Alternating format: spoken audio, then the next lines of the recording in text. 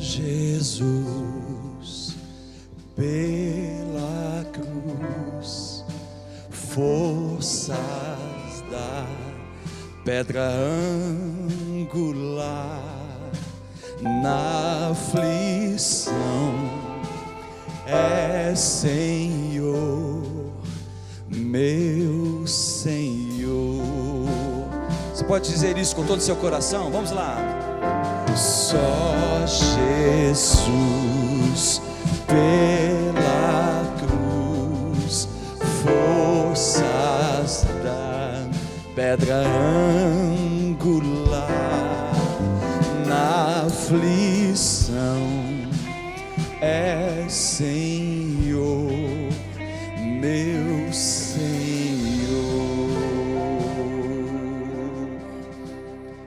Tudo bem, gente? Foi bom o intervalo?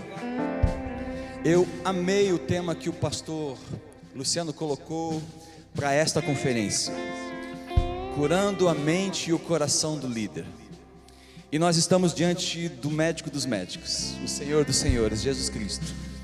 Então, se Ele, que é um Deus que trabalha por princípios, se Ele colocou isso no coração do pastor Luciano, é certo que Ele quer curar as nossas vidas. Ainda há pouco nós declaramos juntos, e eu sei que vocês não conheciam, mas nós cantamos um verso que é muito poderoso, e eu vou fazer questão de repetir este verso com vocês, porque nós queremos conversar um pouquinho agora sobre o que tem a ver com essa música que a gente acabou de declarar, sobre uma arma em nossas vidas chamada adoração.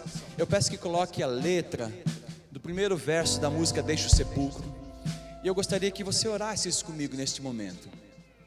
Queria que você lesse lá e começasse esse tempo, nessa plenária, entendendo o que tem nesta canção. Diz assim: há uma funda em minha voz, há uma pedra a lançar contra as armas que vêm me atacar. Vocês têm aí projeção? Eu gostaria muito que você declarasse isso comigo, uma única vez. Há uma funda em minha voz e uma pedra a lançar contra as armas que vêm me atacar. Olha só. Em minha língua poder para vencer todo o mal, quando o nome de Deus eu exaltar. Você pode dizer mais uma vez? Há uma funda em minha voz e uma pedra a lançar contra as armas que vêm me atacar. Em minha língua poder para vencer todo o mal, quando o nome de Deus eu exaltar. E por quê? Porque Jesus Cristo está vivo, há poder no nome dele. Cristo está vivo, Ele está presente aqui. Com alegria eu vou cantar, pois vazia a tumba está. Poderoso é o nome de Jesus. Muito obrigado, banda. Eu não sei quanto a vocês, mas quando eu faço declarações como essa, poderoso é o nome de Jesus, há poder nas declarações que eu faço a Ele, em declarações de adoração. Quando eu faço isso, parece que o meu mundo, tudo aquilo que estava em desordem, num único momento, é colocado em ordem. Isso é maravilhoso. E sobre isso eu quero conversar um pouquinho com vocês nessa plenária agora. E eu quero começar dizendo que todo líder, que todo filho de Deus precisa dessa cura. Todo filho de Deus, todo servo de Deus, sobretudo aqueles que lideram, e eu sei que é o caso de vocês, porque vocês estão numa conferência de liderança. Sim, nós precisamos da cura. A boa notícia é que muitas das vezes Deus usa as nossas crises para nos tornar pessoas criativas. Em meio à crise, crie. E o Deus de toda a criação, é Ele que faz isso em nós. Então eu preciso iniciar dizendo que eu já fui um total imprestável para o reino de Deus. Porque eu tinha uma dor, porque eu tinha necessidades de ser curado. Mas a boa notícia é que Deus me curou. E sabe de uma coisa? Já tem quase 19 anos que eu tenho trabalhado e servido a Deus como pastor de adoração. E pela graça dele, ele me deu o privilégio de liderar 2 ministérios enormes, ministérios bem frutíferos. Eu acho que eu liderei os 2 maiores ministérios de adoração de igreja local que o Brasil já conheceu. Agora, eu iniciei dizendo, e eu faço questão de repetir, que eu já fui um imprestável para o reino de Deus. E por quê? Porque eu tinha muita dificuldade de me relacionar com o corpo de Cristo, e eu tinha crises terríveis com questões que era muito normal na vida da igreja, na vida dos líderes, isso na minha adolescência e na minha juventude. Então eu tinha uma dificuldade enorme, dada a uma constatação que eu percebia na igreja brasileira, e eu batizei isso de a falta da excelência. Então, curiosamente, Deus usou toda aquela minha crise, toda aquela minha angústia, para me dar uma visão ministerial. E há 18, quase 19 anos, eu tenho liderado a adoração sobre uma visão, sobre um pilar. E eu quero compartilhar isso com vocês. Eu passei a chamar essa visão de excelência para o excelente e de dependência do Deus Todo-Poderoso. Então, nós vamos conversar um pouquinho sobre algo que tem mexido com a minha vida nos últimos 18 anos. 100% excelentes para Deus e 100% dependente de Deus. Falei que eu tinha essa crise, e essa crise me levou a me tornar uma pessoa muito crítica, muito dura. E como que isso acontecia? Eu observava a igreja e eu tinha diante de mim uma constatação de um cenário. Eu ficava muito chateado, porque que a igreja era um lugar, um ambiente onde tinha som ruim, por exemplo. Eu ficava em crise com a péssima qualidade de som que existia nas igrejas. Eu ficava em crise com o descaso com o horário. Eu não conseguia aceitar que, se um culto estava marcado para iniciar às 20 horas, 20h30 ele não tinha começado ainda. Se ele estava marcado para iniciar às 19 horas, 19h30 ele não tinha iniciado. Aquilo me fazia voltar para casa, para não querer pecar dentro da igreja. Era uma crise avassaladora. Eu ficava totalmente indignado quando eu percebia na igreja uma comunicação não direcionada. Como assim que se faz um culto com uma linguagem para adultos, se no auditório tem adolescentes, ou vice-versa? Como que usa uma linguagem de adolescentes, se no auditório tem adultos? Ou, se a gente faz um culto para alcançar os não crentes, por que os não crentes não entendem nada daquilo que a gente comunica? Então, essa falta de comunicação direcionada, isso abalava muito comigo. Eu tinha crise, por exemplo, de ver uma pessoa com uma determinada roupa no palco e outra pessoa totalmente distinta, chamando atenção para ela e destoando. Então a falta de combinação visual no palco, isso me deixava louco, gente. E eu ficava horas em casa criticando a igreja. Ou celebrações improvisadas, cultos improvisados, onde estava acontecendo alguma coisa e de repente tinha um intervalo e ninguém no auditório sabia o que ia acontecer, porque alguém tinha que dar uma palavra, mas esse alguém não sabia, ele estava em algum lugar e ele demorava 30 segundos para chegar, e aquele intervalo, aquilo acabava comigo.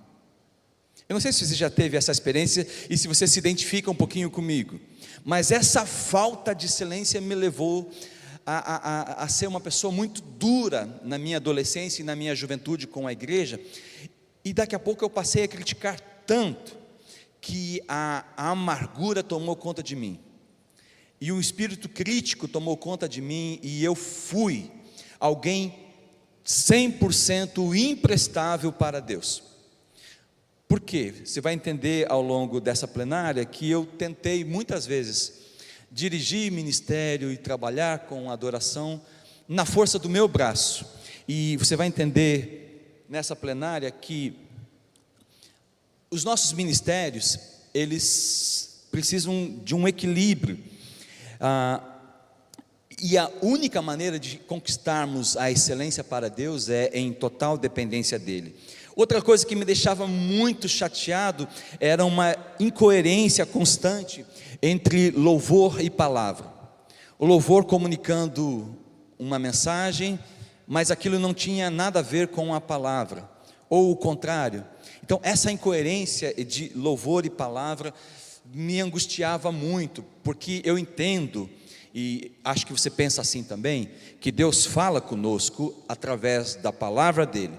E quando um pregador, quando os nossos pastores estão aqui falando, eles não são meramente palestrantes, eles são o próprio Deus se dirigindo à sua igreja. Mas a adoração que nós prestamos coletivamente precisa ser uma resposta àquele diálogo que nós estamos ouvindo de Deus. Então essa incoerência, ela arruinava e aumentava muito a minha crise.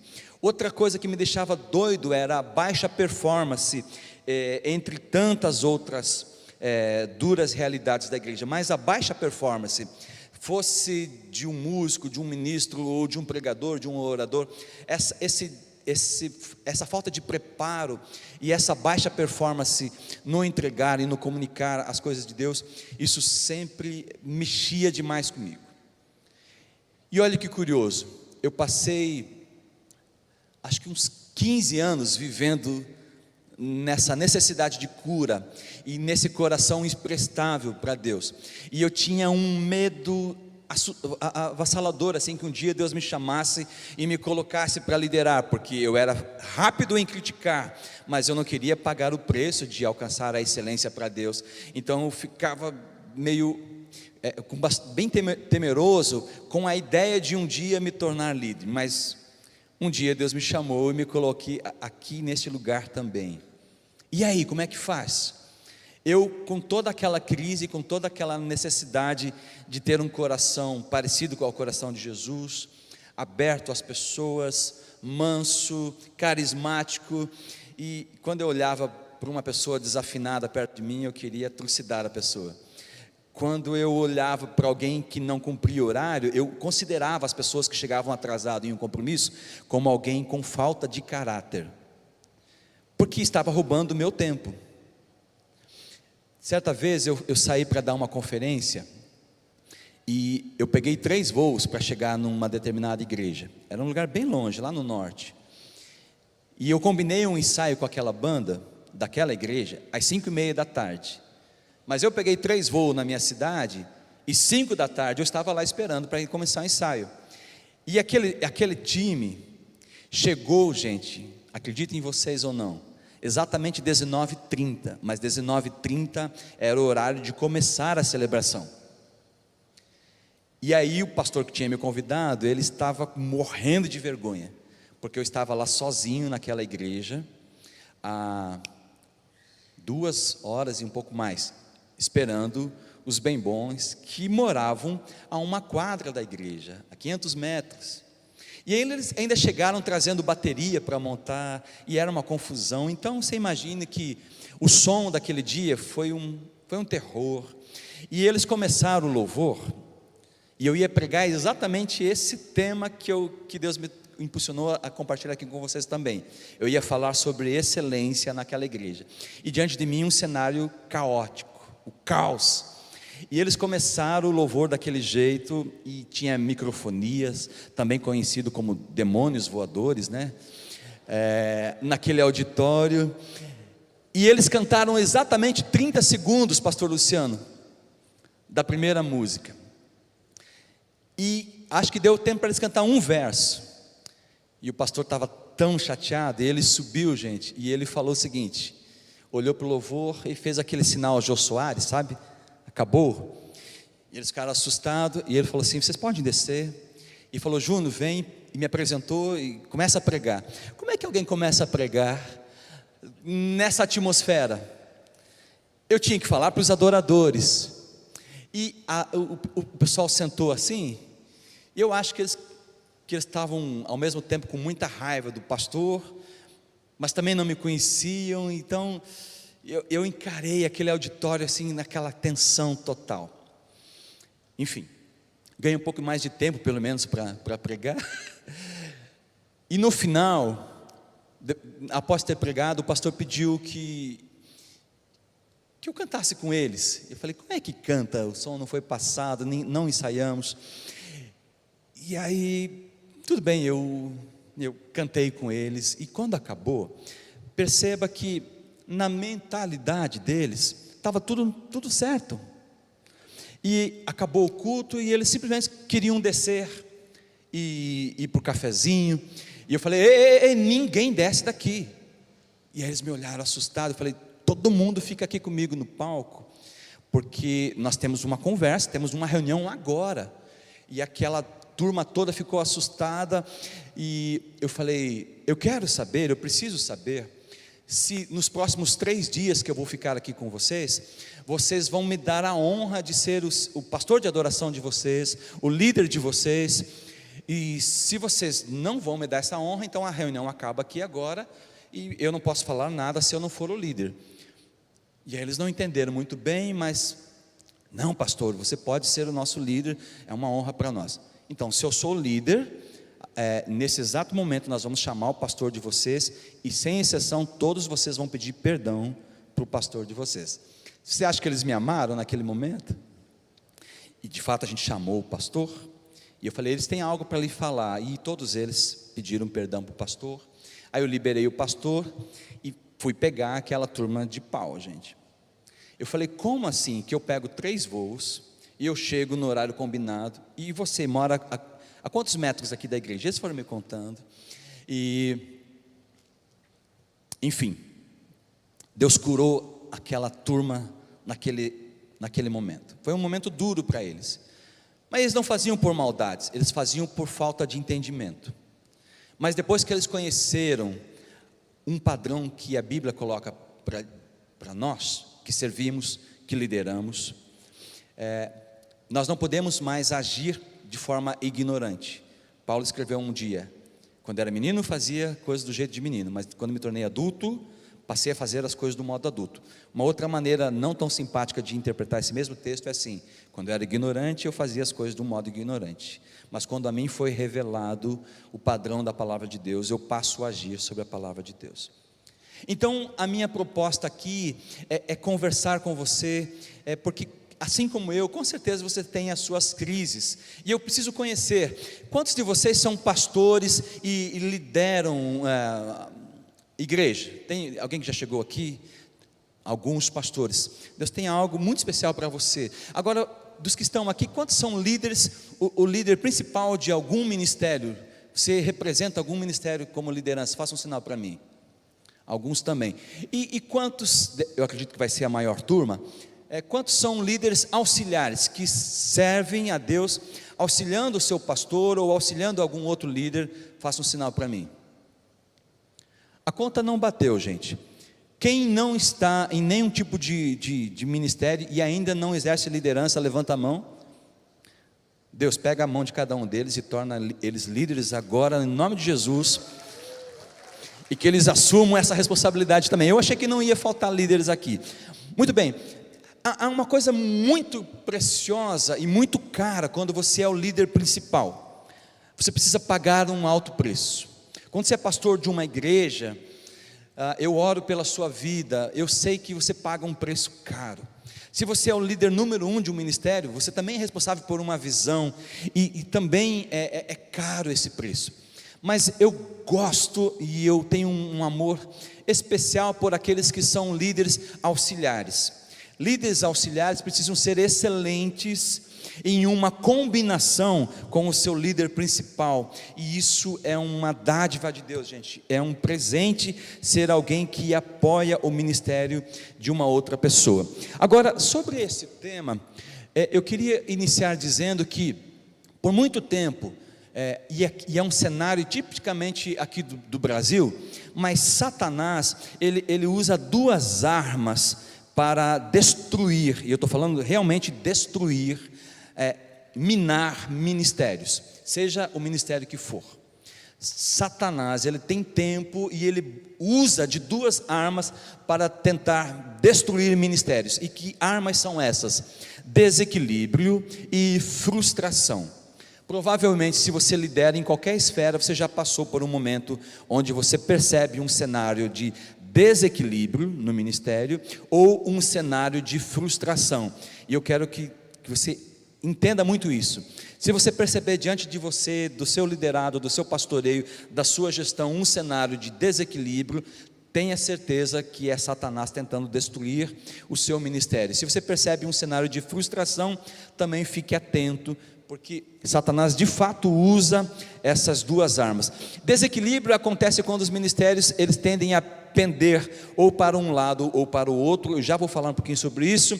E frustração acontece nos ministérios por aqueles que servem não saberem, o mesmo que de forma ingênua, o motivo pelo qual servir, não conhece a essência da adoração, do serviço, não entender o significado exato do que é de fato servir, ministrar. E também a frustração chega por não alcançarem objetivos, sejam eles os mais simples ou os mais complexos. Quando o ministério não alcança objetivos, não conquista os objetivos, a frustração está à porta. Curiosamente, gente, o desequilíbrio sempre chegou aos ministérios sob o peso da frustração. Agora, a frustração, ela gera cansaço ao líder, ela gera a sensação de tempo perdido, o que fatalmente sugere o caminho mais fácil, o famoso caminho do atalho. Mas se liga aí, o atalho numa vida ministerial, isso é uma armadilha que nós deveríamos chamar de desequilíbrio. Não existe o caminho mais fácil no ministério.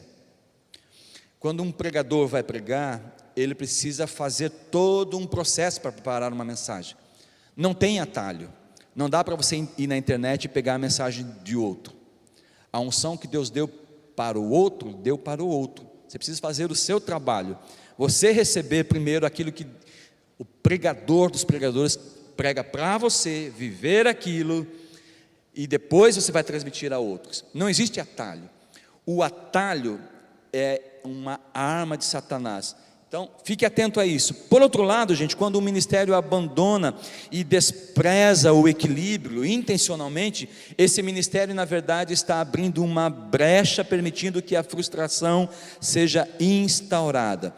Então, eu percebi por 15 anos essa questão de desequilíbrio e frustração nos ministérios. E até hoje, infelizmente, não é difícil encontrar ministérios que pensam não precisarem crescer, estudar, planejar, programar, organizar, desenvolver uma boa gestão, ter cuidado logístico ou critérios, ter uma visão clara, o que nós chamamos de release ministerial, e sobretudo ter convicções que os guiem biblicamente. E qual a desculpa que esses tipos de ministérios desequilibrados dão?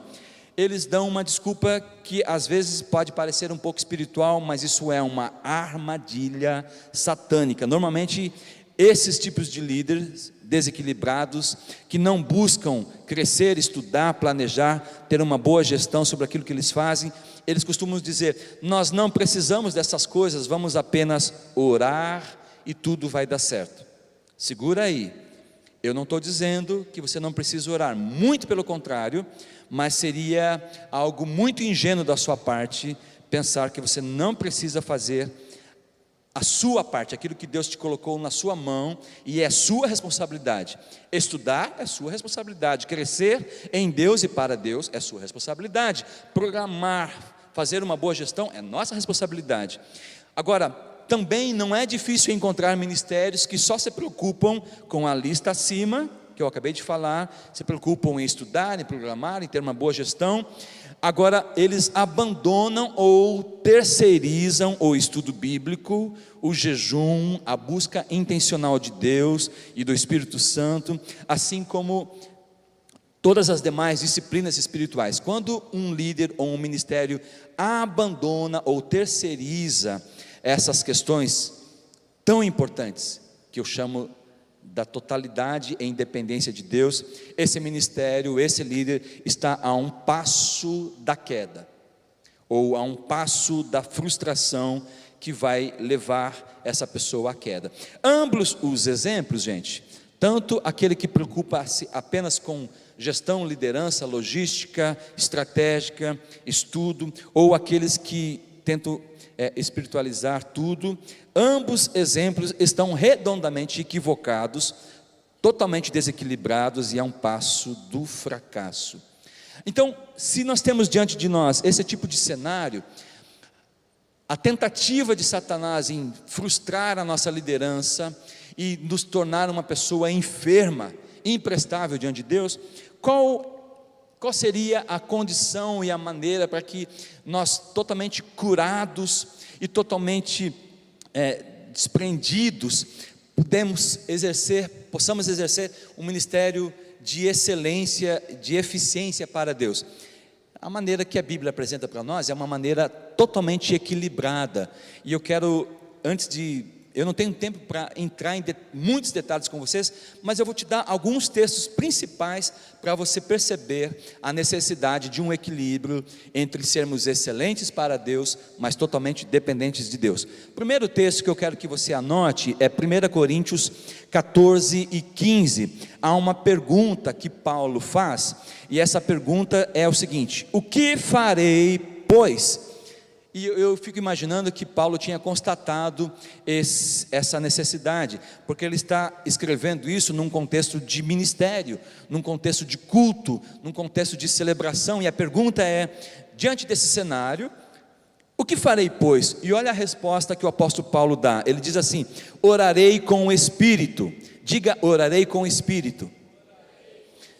Isso é ser totalmente dependente de Deus. A sua oração precisa ser sempre uma oração espiritual, mas Paulo diz assim: mas também orarei com o entendimento. Então diga aí, orarei com o entendimento. Cantarei com o Espírito, mas também cantarei com o entendimento. Você percebe uma proposta equilibrada aqui, gente? Ao mesmo tempo espiritual, ao mesmo tempo humana. Outro texto, Romanos 12 e 1, rogo-vos, pois, irmãos, pela compaixão de Deus, que apresenteis os vossos corpos em sacrifício vivo, santo e agradável a Deus, que é o vosso culto racional. Significa que para você se apresentar a Deus, como adoração a Deus, como sacrifício a Deus, como uma oferta agradável a Ele, você precisa raciocinar e trazer isso para o seu ambiente logístico. Você precisa fazer isso de maneira intencional. Então, mais um texto que te mostra a proposta da excelência e da total dependência de Deus. Um outro texto que eu gosto muito para pensarmos juntos nos nossos ministérios e na nossa liderança é Colossenses 4 e 5, diz o seguinte: sejam sábios no procedimento para com os de fora, aproveitem ao máximo todas as oportunidades. Paulo está gritando aqui que nós não podemos desperdiçar nenhuma oportunidade de liderar, mas precisamos ser sábios, sobretudo na maneira, no procedimento que vamos ter com aqueles que ainda não conhecem a Jesus, com os de fora. Então você não fala qualquer coisa, você pensa naquilo que você vai falar, porque você precisa ser sábio. Você não canta qualquer coisa, você planeja tudo aquilo que você vai cantar. E eu preciso te dizer sobre esse texto, esse desafio de Colossenses: sejam sábios nos procedimentos. Eu vou pular aí, pessoal, 2 slides, e eu quero que você entenda um pouquinho a visão macro do que eu estou tentando comunicar para você. Se você é líder, não importa o cenário onde você lidere, mas eu entendo, gente, que o grande desafio de pastores e líderes é o desafio de trabalhar ao mesmo tempo na edificação da igreja local ou do seu ministério, e ao mesmo tempo o desafio de glorificar a Jesus, revelando-o aos perdidos. Então deixa eu te explicar isso. Se você lidera, você tem um grande desafio.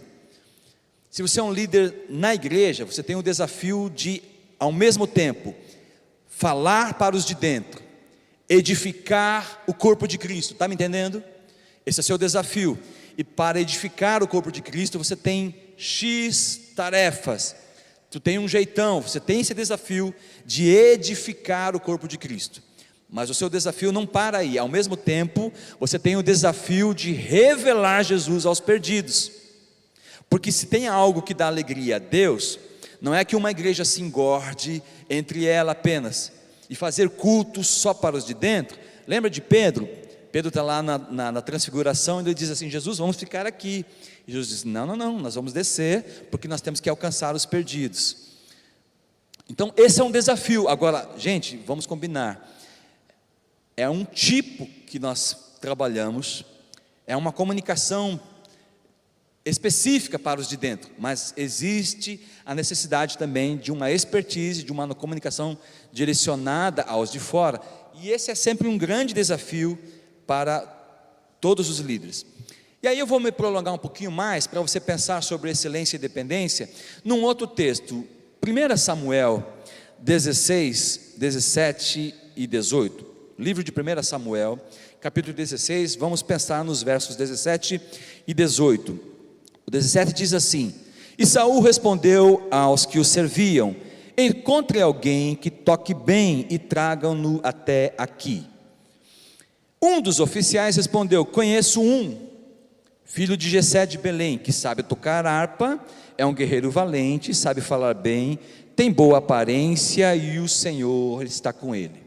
Eu quero que você deixe esse texto aberto e nós vamos falar um pouquinho sobre isso, para que você possa perceber a proposta da Bíblia sobre liderança e sobretudo para que você não seja, como eu já fui, alguém enfermo. Então, nós já vamos voltar nesse texto, mas eu queria que você guardasse dois pilares agora sobre a excelência e a dependência. A excelência, gente, ela nos ensina, enquanto líderes, a honrar a Deus com o nosso melhor e a entregar a Ele 100% daquilo que nos é possível. Antes de mim, você ouviu do preletor que você não pode fazer todas as coisas, você é humano. E eu estou te dizendo agora que a excelência é você dar o seu melhor, o seu 100%, dentro daquilo que lhe é possível, ok? Então excelência nos ensina a honrar a Deus com 100% daquilo que nos é possível. Por outro lado, a dependência de Deus, ela precisa te ensinar nesta manhã a confiar em Deus, sabendo que, a menos que Ele faça um milagre a cada vez que você vai liderar, é certo que você já fracassou. A dependência, então, ela nos ensina isso. Nós dependemos do sobrenatural de Deus todas as vezes que vamos exercer o nosso ministério. Um painel um pouquinho mais visível, para você entender do que estou falando: excelência de um lado, dependência do outro. Então, nesse pilar bíblico da excelência, nós estamos falando de técnica, de artes, de organização, do servo, do fator humano, daquilo que é imanente, das nossas disciplinas, da habilidade, daquilo que é possível.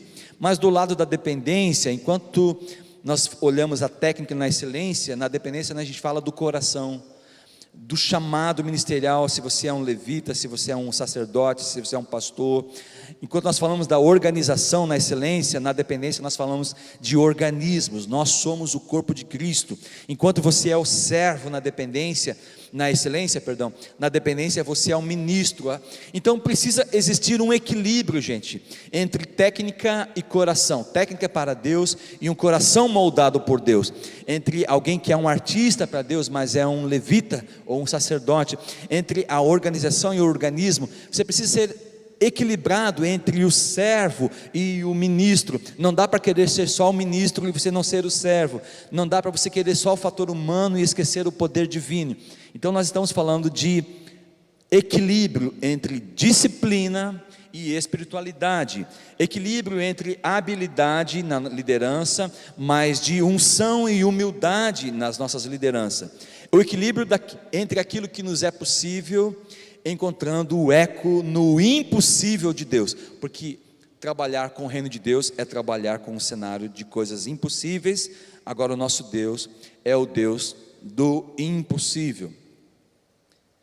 Outra coisa que eu preciso que você entenda: excelência e dependência na Bíblia não estão em contradição.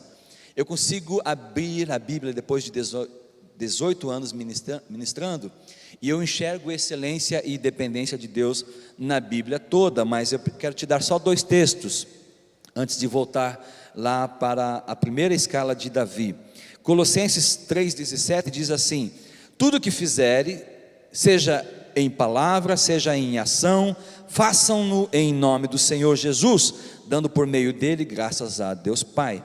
Então, tudo que vocês forem fazer, qualquer coisa, façam em nome do Senhor Jesus, dando por meio dele graças a Deus. Então está falando para nós que a nossa possibilidade de alcançarmos a excelência é em total dependência de Deus, dando sempre graças a Deus.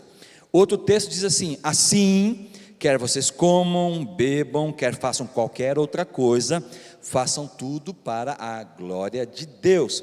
Então a sua comunicação precisa ser para a glória de Deus, a sua liderança para a glória de Deus.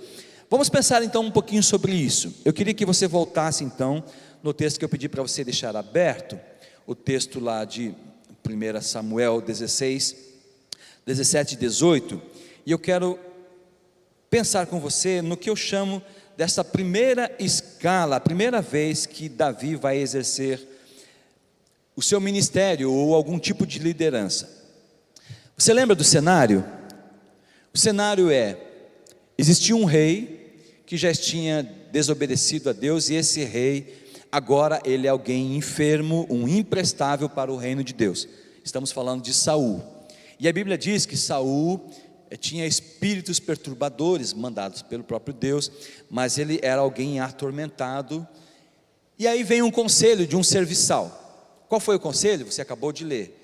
O rei, por que enquanto você está aí dessa maneira, totalmente perturbado, você não encontra alguém que venha e toca harpa, para que você não seja mais perturbado por esses demônios que lhe afligem?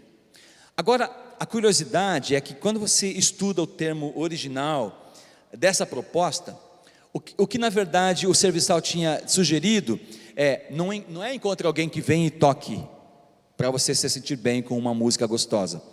O serviçal fala assim: por que você não traz alguém que profetize com a harpa? Você já parou para pensar que a harpa poderia profetizar? Como assim? A harpa, um mero instrumento humano, mas profetizar é um ato divino, é um ato espiritual. E essa era a proposta do serviçal. Agora, como Saul responde? Então, essa proposta que o serviçal faz é uma proposta equilibrada, sim ou não? Encontra alguém que toque um instrumento musical, mas ao tocar, profetize. Então, está falando de 2 coisas: excelência e dependência. Mas o que o rei Saul ele dá como resposta já não é mais equilibrado. Porque como que Saul responde à proposta equilibrada? Ele responde de uma forma desequilibrada. Saul simplesmente ignorou a sugestão equilibrada, que incluía ministração e profetizar com harpa, e ao invés disso ele disse assim: encontre alguém que toque bem. Não, tocar bem não tem nada a ver com profetizar com harpa, concorda, gente? Então, a resposta de Saul é desequilibrada. Tocar bem naquela situação não seria suficiente, poderia até ser paliativo, mas definitivamente não resolveria a questão, gente. E o que está aqui, diante de nós? Davi, ele recebe um testemunho de um serviçal, que não cai na armadilha de Saul, e ele diz assim: eu conheço um, que sabe tocar bem. Então Davi nesse momento é reconhecido como alguém que tem técnica, alguém que é um artista, alguém que tem habilidades, alguém que tem humanidade, mas ao mesmo tempo Davi é reconhecido como alguém que tem coração diante de Deus, que ele tinha traços de um guerreiro, ele tinha unção, ele tinha espiritualidade, porque o serviçal também diz assim: eu conheço um que sabe tocar bem e é guerreiro valente. Esse termo, é guerreiro valente, é muito curioso. Por que que é curioso? Porque ninguém nesse momento da história ainda sabia que Davi se tornaria um dos maiores guerreiros que se teve notícia no mundo. O episódio de Davi e Golias ainda não tinha acontecido. Davi, nesse momento da história, é só um adolescente que ele se dedica e adora única e exclusivamente a Deus. Ele não tinha pego nenhuma escala pública ainda, ele não tinha servido ao ministério. E aí quando ele é chamado para ministrar pela primeira vez, gente, já é para expulsar demônios, já é para trabalhar com uma questão totalmente espiritual. Está pegando? Primeira escala de Davi, ele precisou encarar muito mais do que um gigante. Aliás, essa é uma chave bíblica. Logo depois, no próximo capítulo, Davi vai vencer Golias, logo depois. E aí eu te digo, se você quer como líder vencer gigantes, primeiro adore, primeiro profetize, primeiro busque a dependência de Deus. E essa é uma chave para nós. Então, o serviçal diz, ele é guerreiro valente, ele diz assim, ele sabe falar bem, tem boa aparência, mas ele diz, o Senhor está com ele. E aí eu preciso te lembrar que a excelência sempre causa inveja nos outros, porque neste momento, é só um bate-papo de um serviçal para o rei. Eu conheço um, Davi, e dá as características da excelência e da dependência de Davi. Mas logo depois que Davi vence Golias, agora ele começa a ser alguém que a sua liderança começa a ficar visível para todo mundo. Você já deve ter lido na Bíblia um refrão que diz assim: Saul matou milhares, Davi dezenas de milhares. Esse refrão é o povo cantando, é as mulheres cantando, e isso causa muita inveja no coração de Saul e vai tentar matar a Davi. Então, te direcionando nesta manhã para uma proposta de liderança equilibrada, uma proposta que vai trazer cura para o seu coração, eu te digo assim: antes de liderar, prepare-se para a adoração. E aqui eu quero falar sobre esse termo adoração, mas de uma maneira muito ampla. Prepare-se para glorificar a Deus. Prepare-se para ser um líder segundo o coração de Deus. Prepare-se para ser alguém excelente de fato para Deus. Poucas são as atividades das quais participamos que não podem ser aperfeiçoadas com preparo e treinamento. Então deixa eu te falar, as coisas espirituais também vão ser melhores quando você buscar aperfeiçoamento, preparo, treinamento. Seja o que você se propõe a fazer diante de Deus, invista e se prepare para a adoração. E eu preciso te dizer, adorar também exige preparo, servir exige preparo, liderar exige preparo. Reconhecemos em princípio que Deus tem para nós, seus filhos, importância infinitamente maior do que qualquer auditório ou ambiente de serviço profissional, mas na prática, comumente, esquecemos daquele a quem oferecemos a nossa adoração e o nosso serviço. A melhor maneira que eu posso te inspirar a ser alguém totalmente dependente de Deus e excelente para Deus, é te levar a pensar no próprio Jesus. Jesus Cristo é o nosso exemplo de excelência e de dependência. Se eu te perguntasse nesta manhã, eu não vou descrever todo o texto, porque o tempo não nos permite, mas você conhece muito bem o texto de Marcos 6, 38 e 44, multiplicação dos pães e peixes. Se eu te perguntasse qual é a parte mais espiritual nesse episódio onde Jesus alimenta uma multidão de 5.000 homens, qual é a parte mais espiritual da Bíblia? Talvez você diria para mim, de fato, o milagre, quando Jesus pega apenas 2 pães e 5 peixes e multiplica aquilo, alimentando aquela enorme multidão. E claro que eu vou concordar com você que aqui está o Xananás, que nessa questão toda do milagre, É aqui que parece que está a parte mais sobrenatural. Mas talvez você não tenha se percebido alguns detalhes nesse texto. Quantos pães vocês têm? Perguntou ele. Vão verificar. Eles voltaram e informaram: 5 pães e 2 peixes. Então Jesus ordenou que fizessem a multidão se assentar em grupos na grama verde. Assim eles se assentaram em grupos de 50 e de 100. Jesus tomou os 5 pães e os 2 peixes, olhou para o céu, os abençoou. Então, à medida que ia partindo os pães, entregava aos discípulos para que os distribuíssem ao povo. Também dividiu os peixes, e você conhece o resultado final. Eu quero, para terminar, gente, de chamar a atenção, só para você perceber em Jesus, a preocupação de Jesus entre esse equilíbrio de excelência e dependência de Deus. Qual você diria para mim que era o grande objetivo de Jesus no seu ministério aqui na terra? O que te vem à mente logo de cara com essa pergunta? Qual era o objetivo de Jesus no seu ministério aqui na terra? Teve um corajoso lá que falou: tudo que Jesus fez aqui, Ele salvou, Ele curou, Ele abençoou as pessoas, Ele ensinou, Ele pregou. Mas você percebe que em todas as suas ações, Jesus tinha a preocupação em direcionar tudo aquilo que Ele fazia para o Pai. A preocupação de Jesus era dar glória ao Pai. E Ele disse: eu sou o caminho, a verdade e a vida, que vai te levar aonde? Ao Pai. Então, em todas as suas ações, Jesus estava sempre preocupado em fazer com que as pessoas, ao lhe ver, vissem também o Pai. E isso é o processo de glorificar a Deus. Então não bastava fazer só o milagre. Responda para mim. Jesus tem a informação: estão todos com fome. Essa grande multidão estão exatamente como vocês agora, morrendo de fome, e já nem prestando atenção mais na plenária. Te pergunto, Jesus poderia só fazer assim, e todo mundo agora ter pão e peixe para comer à vontade? Sim ou não? Mas Ele faz assim? Vamos olhar então o que Jesus faz. Quais são os detalhes desse texto? Rapidinho, gente. Jesus está preocupado com questões de logística, na lógica, na matemática.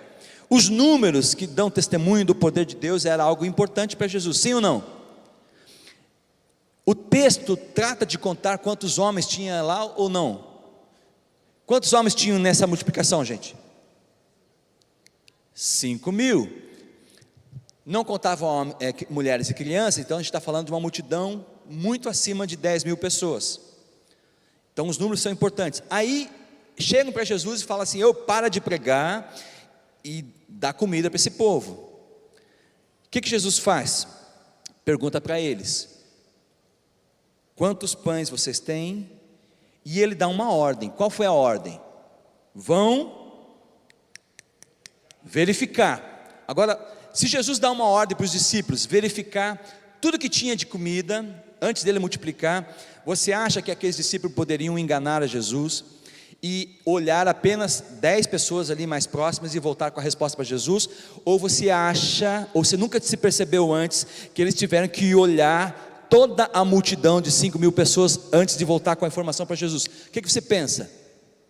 Se Jesus deu uma ordem: vão verificar quanto tem de alimento, você consegue imaginar quanto tempo foi necessário para que eles voltassem com a informação? 5 pães, 2 peixes. Demorou tempo ou não demorou? Demorou. Aí eles voltam com a informação: tem 5 pães, tem 2 peixes. E aí agora, com essa informação, então Jesus já faz o xananás e faz a multiplicação da outra ordem. Eu acho Jesus bem, com bastante senso de humor. O Max já está ali, querendo que eu termine a mensagem, e eu estou aqui que nem Jesus, fazendo reticências. O que Jesus fala? Vão se assentar agora. E não é só se assentar, vão se assentar em grupos de 50 e de 100. Por quê? Pensa de novo, quanto tempo demorou para essa logística? Olha só: 1, 2, 3, 4, 5, 6, 7, 8, 48, 49, 50, senta. Espaço 1, 2, 3, 4, 5, 6, 98, 99, 100, senta. Entendeu onde eu quero chegar? Essa logística precisou acontecer com mais de 10 mil pessoas. 50, espaço, conta de novo, 100. Leia o texto. Jesus dá uma ordem. Então ele está mostrando que a excelência exige de todos os líderes ter uma visão clara e um espírito de liderança, senão você fica enfermo. Demorou muito tempo. E aí, gente, o que isso está nos ensinando? Deixa eu te dar algumas chaves. Jesus não tem nenhum compromisso de operar o caos. Vou te repetir, Jesus não faz milagre em meio ao caos. Jesus não gosta de desordem. Jesus ama a ordem.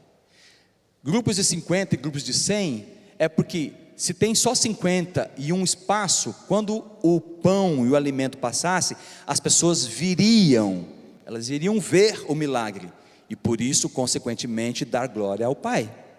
Mas se Jesus faz assim, estão com fome? Então, estala o dedo e tem milagre? Eu fico imaginando assim, é o caos, né? Todo mundo se avançando, Jesus não tem compromisso com a desordem. Outra informação no texto, Jesus manda ele se assentar aonde?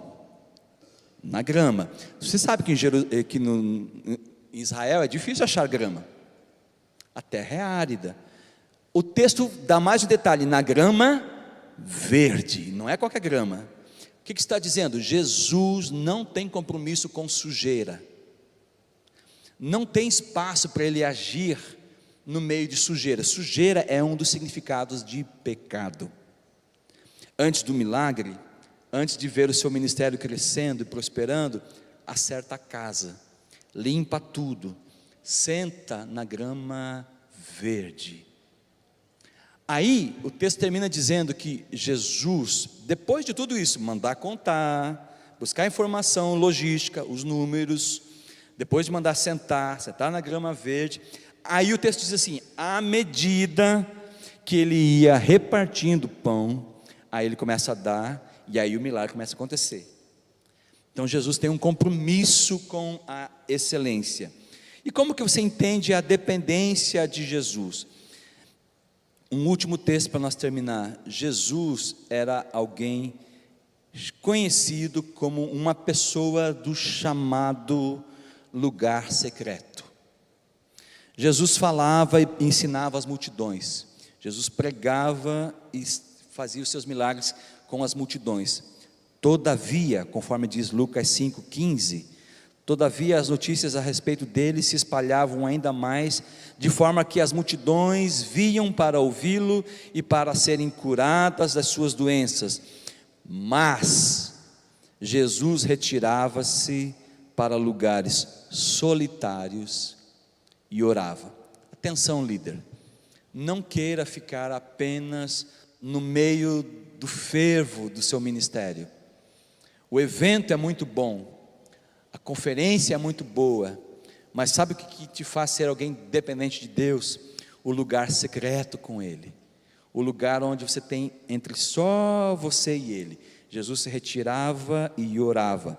Mateus 14, 23 ainda diz assim, e despedindo as multidões, subiu ao monte a fim de orar sozinho, e caindo a tarde, lá estava ele, só. A liderança e os desafios da liderança nos impelem, nos convocam a estar no meio do povo, ajudando, servindo, curando, ensinando. E nós precisamos sim, fazer o nosso melhor para as pessoas e para Deus. Mas se a excelência nos ensina a honrar a Deus com o nosso melhor, e a entregar a Ele 100% daquilo que nos é possível, a dependência vai nos ensinar sempre, que a menos que Ele faça um milagre em nós primeiro, é certo que nós fracassaremos. Nós não podemos fazer nada, absolutamente nada, pela força do nosso braço. João 15 diz, sem mim, vocês não podem fazer coisa alguma. Eu queria orar com você neste momento, por favor feche seus olhos. Pai, nós queremos reconhecer aqui, que enquanto seus servos, filhos teus, líderes seus, nós confessamos diante do Senhor a nossa total dependência de Ti e pedimos que o Senhor haja em nós a cada dia, em todo momento, que o Senhor nos cure, que o Senhor nos ensine a Te buscar, nos ensine a sermos dependentes do Senhor, mas que isso seja algo real nas nossas vidas, que antes de exercer o nosso trabalho, que antes de exercer, ó Deus, o nosso chamado, que nós possamos aprender a confiar em Ti, a sermos alimentados de Ti e assim desenvolvermos o nosso ministério. Não nos deixe jamais, em momento algum, tentar fazer qualquer coisa pela nossa força, apenas pelas nossas convicções, apenas pela nossa técnica ou pelas nossas habilidades naturais, mas que em nós, como filhos do Senhor, sejamos reconhecidos como alguém que recebem de Deus e por terem recebido de Deus, podem então repartir com os outros. Em Seu nome nós oramos pedindo que o Senhor cele isso, essa Sua palavra em nossos corações e mentes. Amém e amém.